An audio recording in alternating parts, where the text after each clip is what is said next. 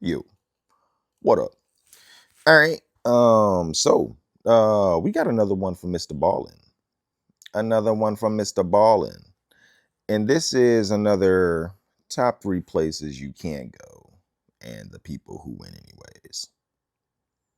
Yep. Yep. Mind the signs. Mind the signs. You know. I think there's some of these stories, the people seem like they want to do good. They're either trying to like save somebody's life, or they're trying to fix some type of equipment at their job. You know what I'm saying? Seems like they're trying to do good. But then you got the other cases, most of the stories, you got people tempting fate and they're ignoring the signs. So yeah, some more places that you shouldn't go. Let's go. Today, we're going to look at 3 places you can't go and people who went there anyways. But before we get into those stories, if you're a fan of the strange, dark, and mysterious delivered in story format, then you've come to the right place, because that's all we do, and we upload 3 or 4 times every week. So if that's of interest to you, please offer to do all of the like button's laundry, but only dry their clothes about 80% of the way. Also, please subscribe to our channel and turn on all notifications so you don't miss any of our weekly uploads. All right, let's get into today's stories. Hey, come on, people. Sterile environment. From 1995 to 2000, Terry Grove was the manager at the Animal Research Lab at Regions Hospital in St. Paul, Minnesota. During that time, she noticed there was an issue with a particular piece of large cleaning equipment that she and the other lab technicians used every single day. She voiced her concerns to the hospital and said that they needed to replace it ASAP because it was a disaster waiting to happen. But the hospital decided they didn't want to replace it, they wanted to fix it because they figured it was salvageable and it was more cost effective this way. But after the repairs, Terry and her team reported having the same issue with this piece of machinery. And so again, the hospital decided to fix it instead of replace it, and again, after the repairs, Terry and her team said the issue persisted. For years, Terry complained to the hospital that there were big issues with the design of this piece of equipment, that no matter how many times you try to fix it, it's always going to have this core issue, which is why it needs to be replaced. But the hospital was unwilling to spend the additional money required to replace this piece of machinery, and so eventually, Terry and the rest of her crew just had to accept that they had a faulty piece of equipment, and they had to be extra cautious every time they used it. In 2004, a few years after Terry had left the hospital, a 31-year-old woman named Tracy Kraling got a job there as a veterinary technician in the same lab that Terry had worked in. Tracy was devoted to animals, and she was a die-hard soccer and hockey player and fan. And in October of that year, she married the love of her life. Less than a month after her wedding day, she was in the lab finishing up for the day, and she needed to sterilize her equipment. And so she walked over to the still faulty piece of cleaning equipment called the autoclave. An autoclave is a device that looks kind of like an oven that uses superheated steam to sterilize equipment and other objects inside of it. The autoclave at Regions Hospital was a huge industrial version that staff would have to walk inside of to place their equipment and then walk out of before they started it. And the persisting issue with this autoclave was its door. It shut on its own. Once it shut, the suction that was created inside of it held the door shut. And so if you were unlucky enough to be stuck inside the autoclave, even if it was off, you couldn't open the door again. The suction was too strong, and so somebody outside the autoclave would be the only way for you to get out. You need a new one. The issue with this door was so bad that workers in the lab would prop the door open with a big piece of wood every time they went inside in order to guarantee it did not shut on them while they were inside. However, on this day, Tracy did not use a big piece of wood.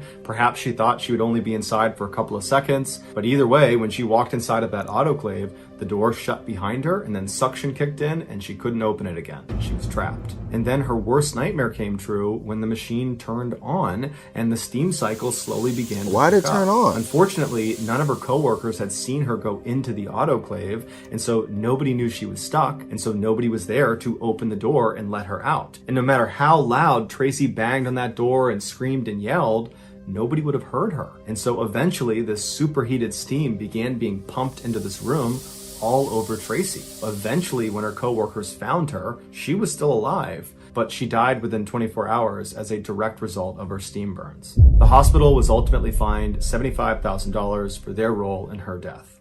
That's it.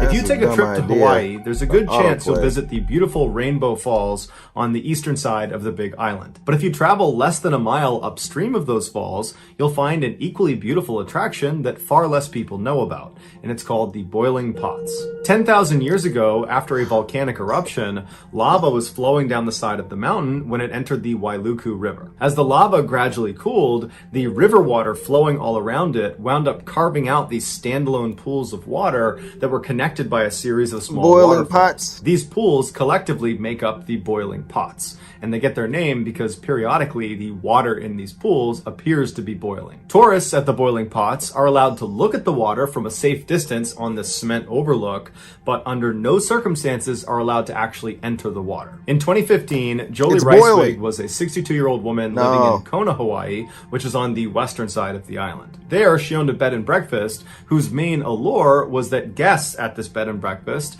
got to go on these fun adventure tours with Jolie all over the island.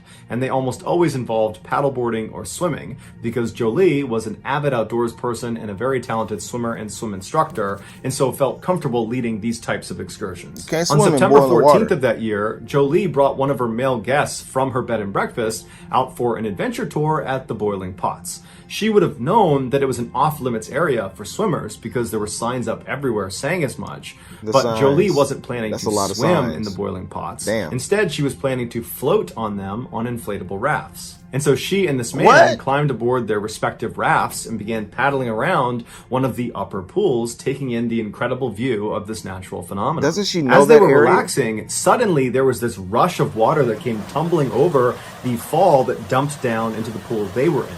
It was a flash flood. And before Jolie and this man could swim outside of the pool and get to safety, the water under them began to churn violently and actually thrust them over the edge down into the next pool. And as soon as they hit the water, they had fallen off of their rafts. Now they're swimming in the water, and they're feeling a current pulling them down and pulling them forward towards the next lip into the next pool. And so they both began desperately swimming towards the edge. Jolie actually grabbed the man and helped push him up and out to safety. And as soon as he was on land, he turned around to grab her, but she wasn't there. And so he's looking around and all he can see is her raft floating on the surface being taken down into the rapids. And so he thinks, okay, she must have fallen into the next pool. And so on the side of the waterway, he runs down and he's looking into the next pool, the next pool, the next pool, and she's nowhere to be found. And after a few minutes of looking and not knowing where she was, he called the authorities. They came out and they launched this huge search for her, but despite searching the entirety of the boiling pots and all the way downstream, there was no sign of her. And after looking for an entire week, they never found anything. It was like she just disappeared,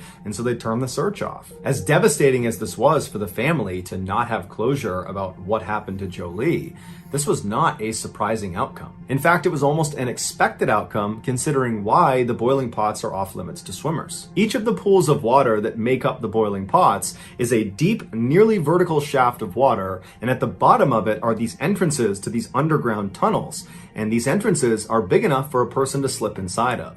And these tunnels are not short. They go on for a long ways in all different directions. In a flash flood scenario, that increased water that's flowing down the boiling pots creates this unbelievable current that inside of each of these pools is pulling straight down, which gives the water the impression that it's boiling, because basically the water's tumbling over as it's being filtered up and down inside of this vertical shaft. And so if you get grabbed by this current, it's going to pull you down and into one of these tunnels, and you won't get out again unless the current releases you. And so Jolie, after helping her guest get out of the water to safety, she was pulled down and into one of these tunnels, and she was held there for 5 months until finally the current released her and her remains were spotted just below the pots in a tide pool. Oh my God.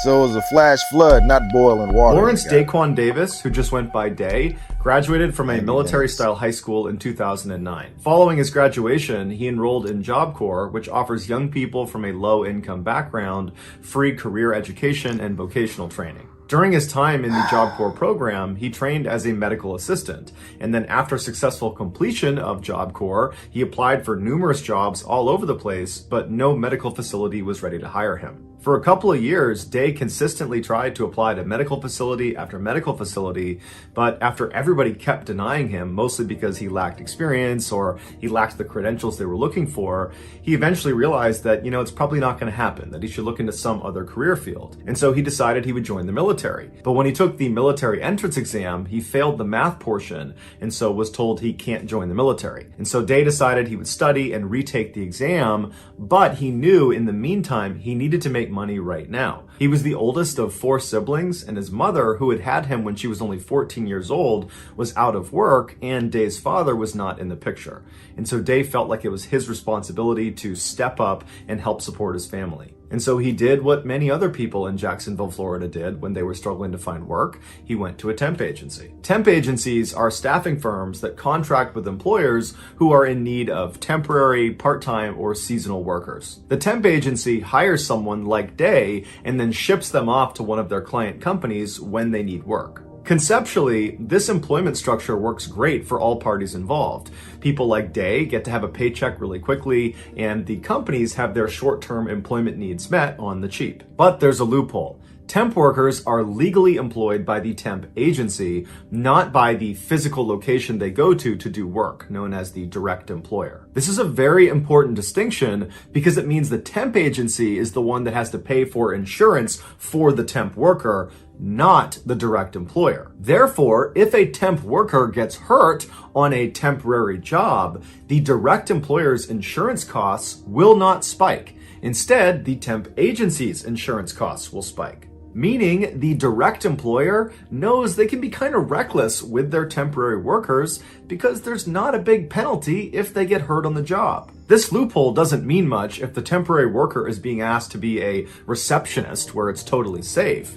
But this loophole matters a lot when the temp worker is asked to do something dangerous, like work with industrial machinery inside of a factory. On August 16, 2012, Day received a call back from the temp agency he went to, telling him that they had a job for him. It was at the Bacardi Bottling Corporation in Jacksonville, Florida. They told him he needed to be at the warehouse that day at 2:45 p.m. for training, and then at 3 p.m., 15 minutes later, he would start his first shift. After Day agreed to do this job and hung up with the temp agency, he excitedly called his mother to tell her that he had finally landed a real job. In fact, this would be the first job he had ever had, and so he was just very proud of himself. And his mother was very proud of him too.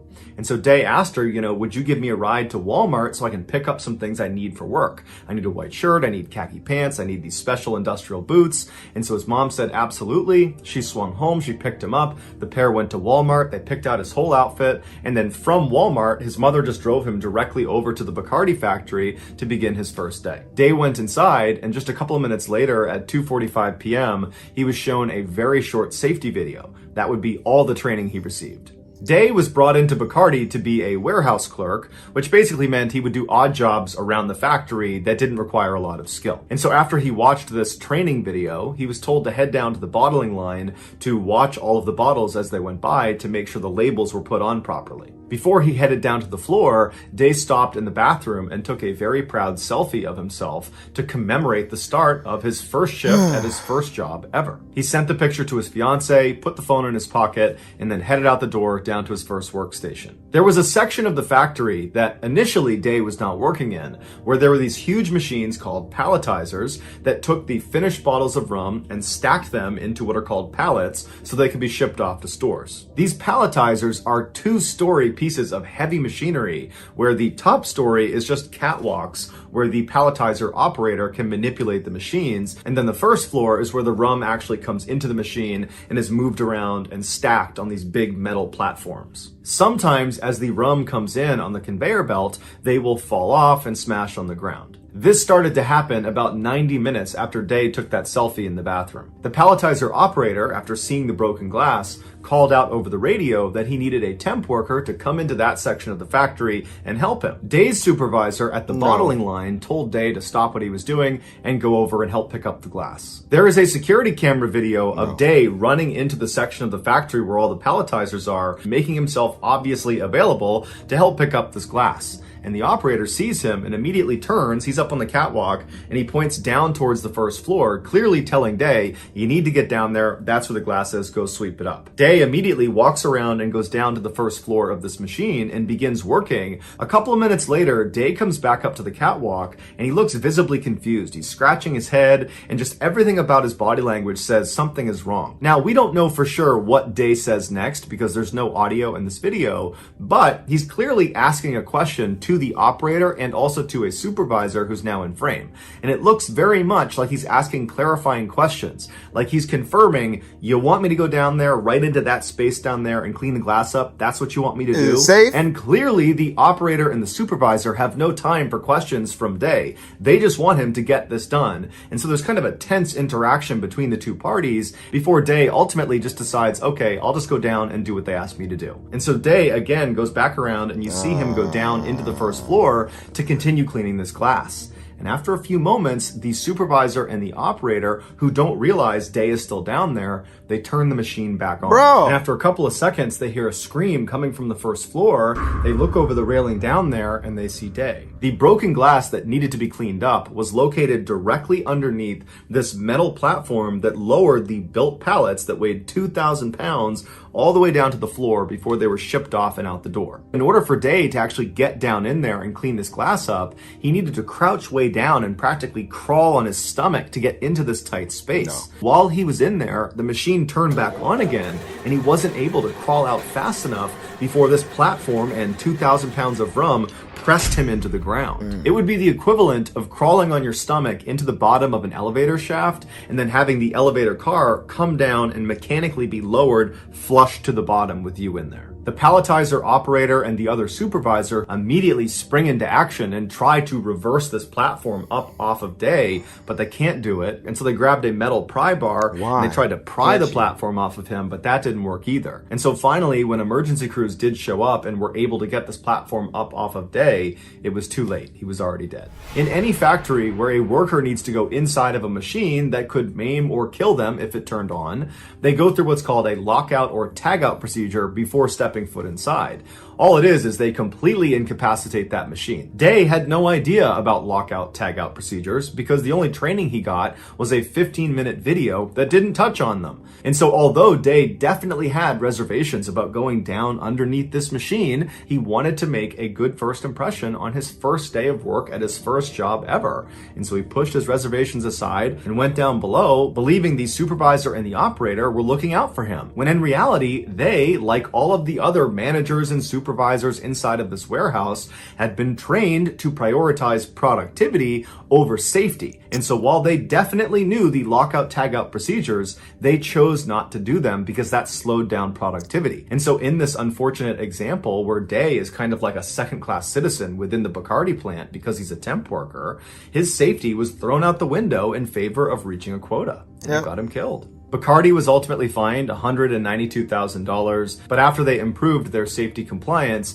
their fine was reduced to $110,000. That's it? Bacardi also paid Day Davis's family $250,000. The staffing agency that employed Davis was not hit with any fines, and to this day, they are still sending temp workers to the Bacardi bottling factory. So that's going to do it, guys. If you found the secret in today's episode, let us know in the comments what it is. Well, I mean, I don't know if the temp agency had anything to do with it. It's the Bacardi. You had a 15-minute safety video, and that's it. And then 90 minutes later, he's gone. Man. Productivity over safety. Productivity over safety. Man. Yeah, I think I'd like to say that I would do different things in different situations that with different stories that I hear. who knows what I would do. But I think now I would be like, no. We need you to crawl under there and get all that glass under there. Nah, I don't think I can do that, man. You got a long broom. Do you have a long stick so we can scoop that shit over to the side and I can get it out? I'm not about to crawl on my stomach under some shit that can crush me. I don't give a damn if you turn the shit off. I'm not doing that. You just gotta find somebody else, man. I'm be like, nah, I got you. I'm about to get fired. Shit. And that's his first job. Man, there's a lot of other first jobs you could have had, man. Or maybe not. Maybe he tried all. It seems like he was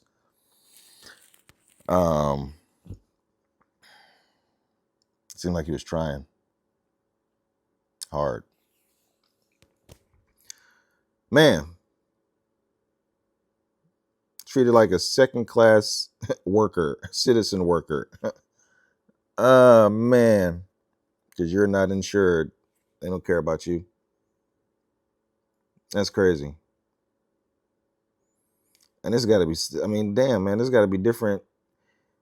Bacardi, they was only fined, $100 and something thousand. That's it.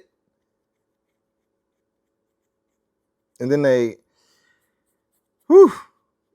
that's why they put productivity over safety. Because if something happens, it doesn't cost that much. The fines aren't that much. So you might as well just, keep doing what you're doing.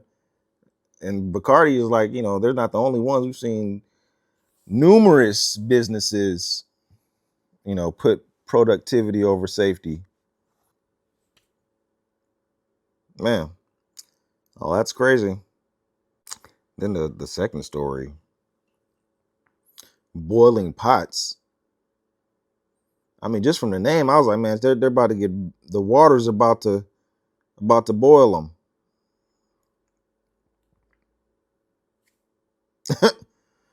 But no, you can get sucked down. You can get sucked down the boiling pot shaft and get, shot through different tunnels and shit.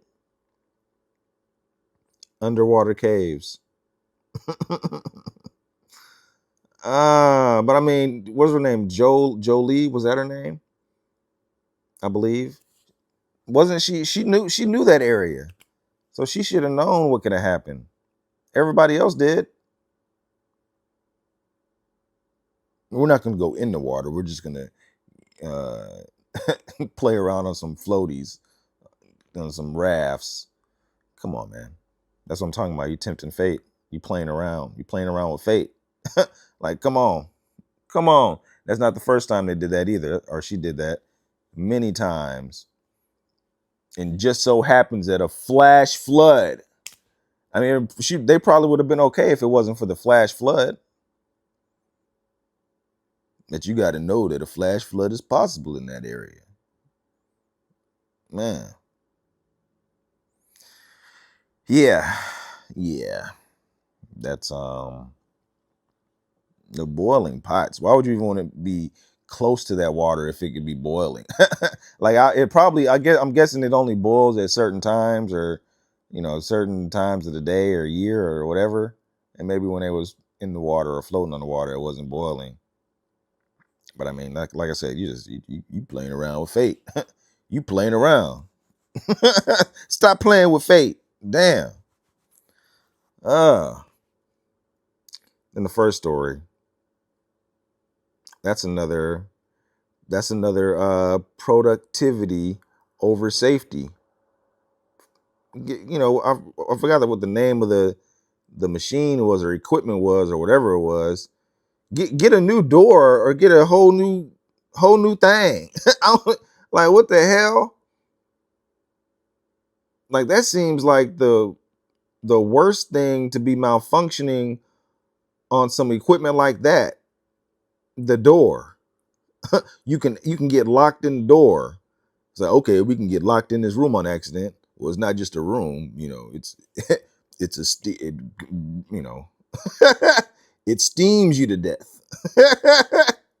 So, I mean, you don't want to get locked in there. So, I mean, fix the shit. You got people putting blocks up, trying to prop the door open and shit. My goodness. These people. Wasn't that a hospital too? That's happening at a hospital. You trying to cut corners and save money when people's lives are at stake. And I think like that thing was just like sterilizing the hospital equipment or something. Why you need a big ass room for that? Like shit. Shouldn't have a room to where somebody can get locked in, or like you need a button in there you can press and it just automatically stops, or